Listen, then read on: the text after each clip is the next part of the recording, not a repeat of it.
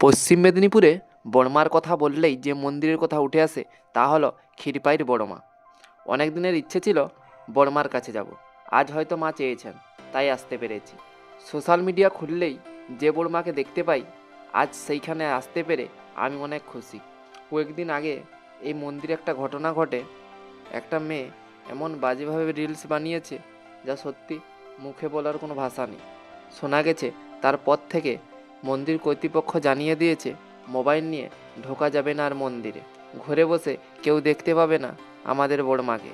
এই মন্দিরে নেই কোনো পুরোহিত, ভক্তরা নিজেদের পুজো নিজেরা করেন।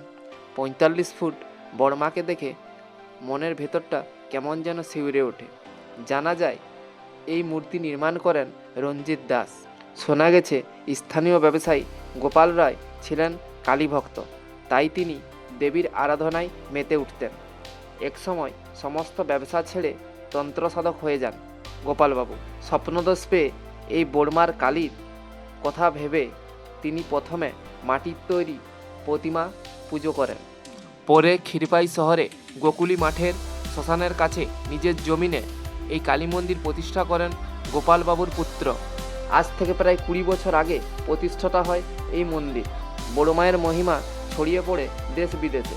ভক্তরা যা মানত করেন মা তার মনস্কামনা পূরণ করেন। বড়মার কাছে আমার একটাই চাওয়া, সবাইকে যেন সুস্থ এবং ভালো রাখেন।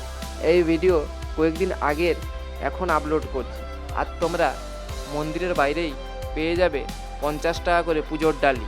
আর যারা তোমরা মন্দির আসবে ভাবছো অথচ কীভাবে আসবে বুঝতে পারছো না, তাহলে কমেন্টে জানিও, আমি একটা ডিটেলস ভিডিও দিয়ে দেব। বড় মায়ের মন্দিরের কাছেই রয়েছে ছোট মায়ের মন্দির। আজ ভিডিও এখানেই শেষ করছি। যদি নতুন হয়ে থাকেন সাবস্ক্রাইব করে পাশে থাকবেন।